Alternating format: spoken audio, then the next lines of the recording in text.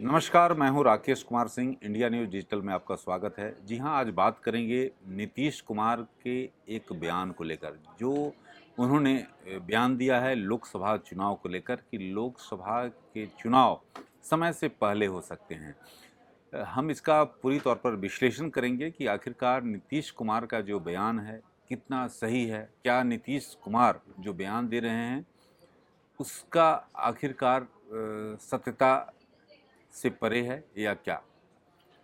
इन तमाम मसलों पर जब राजनीतिक विश्लेषकों से ग्राउंड जीरो पर बातचीत की और साथ ही साथ राजनीतिक दलों की जो प्रतिक्रिया इस मसले को लेकर आई, उसमें कुछ बातें आई हैं और जिसका यहाँ पर जिक्र करना ज़रूरी है कि आखिरकार लोकसभा चुनाव के 1 साल, करीब साल बचे हैं और ऐसी स्थिति में नीतीश कुमार का ये बयान आखिरकार क्यों दिया गया? तो पहले आपको समझना होगा कि दोनों जो प्रमुख घटक दल हैं, मसलन बात करें एनडीए जो प्रधानमंत्री नरेंद्र मोदी की अगुवाई में चल रही है, साथ ही साथ विपक्षी एकता को एक मूर्त रूप देने के लिए लगातार नीतीश कुमार अभियान छिड़े हुए हैं और आपने देखा कि किस तरह से चाहे ममता बनर्जी, अखिलेश यादव हों या जिस तरह से दिल्ली में आकर दिल्ली के मुख्यमंत्री से मुलाकात और कई जो दलों के नेताओं के साथ उनकी मुलाकात रही, चर्चा हुई।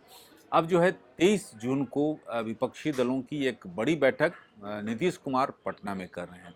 लेकिन उससे पहले आखिरकार इस बयान के क्या मायने हैं? नीतीश कुमार ये चाहते हैं कि किसी तरह से विपक्षी खेमा में एक जो है संकेत दिया जाए कि उनकी तैयारी जो है चुनाव को लेकर है और जिस तरह से उनके लोग तैयार रहें कि चुनाव कभी भी हो सकता है।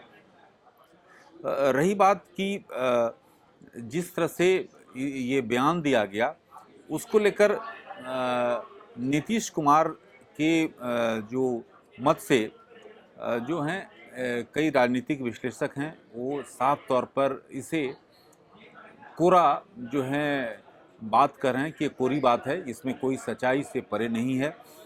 इसमें दावे में कोई ठोस जो है कहीं दम नहीं दिख रहा है।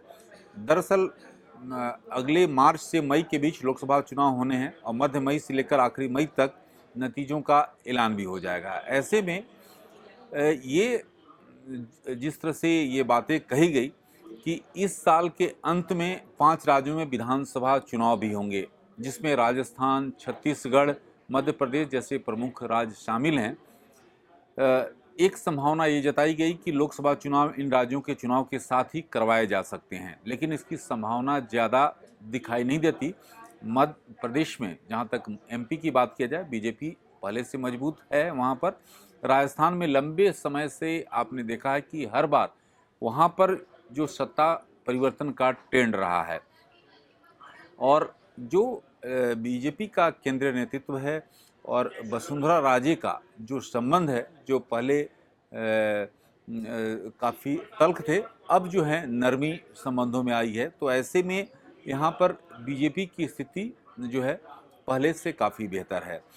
वहीं दूसरी ओर अगर विधानसभा चुनाव के नतीजे की बात करें, अगर 2018 में छत्तीसगढ़, मध्य प्रदेश और राजस्थान के चुनाव हारने के बाद भी बीजेपी ने कुछ महीने बाद ही हुए आम चुनाव में बड़ी जीत दर्ज की थी। तो ऐसी स्थिति में जबकि अयोध्या में बन रहे भव्य राम मंदिर का उद्घाटन जो है, जो सूत्र बता रहे हैं कि जनवरी के महीने में, यानी जनवरी 2024 में रामलला की प्राण प्रतिष्ठा की जाएगी और सूत्र भी बता रहे हैं कि इस कार्यक्रम में खुद प्रधानमंत्री मोदी जो हैं शामिल हो सकते हैं। लेकिन ये जो इवेंट होगा, ख़ास तौर पर जो राम मंदिर का जो प्राण प्रतिष्ठा, तो बीजेपी ऐसी स्थिति में जो राजनीतिक विश्लेषक हैं उनका कहना है कि इस तरह के कदम नहीं उठाएगी। वहीं अगर बात करें कि क्योंकि बीजेपी इसलिए रिस्क नहीं लेगी क्योंकि आपने आपको याद दिला दें कि साल 2004 में लोकसभा चुनाव में जिस तरह से तत्कालीन प्रधानमंत्री अटल बिहारी वाजपेयी ने कुछ समय पहले ही जो है विधानसभा चुनाव में भाजपा के अच्छे प्रदर्शन को देखते हुए 13वीं लोकसभा को समय से पहले भंग करने की सिफारिश की थी, जिससे जल्द लोकसभा चुनाव हो सके। और बीजेपी को उम्मीद थी कि साइनिंग इंडिया कैंपेन की बदौलत वो जो है चुनाव जीत जाएगी, लेकिन परिणाम आपने देखा।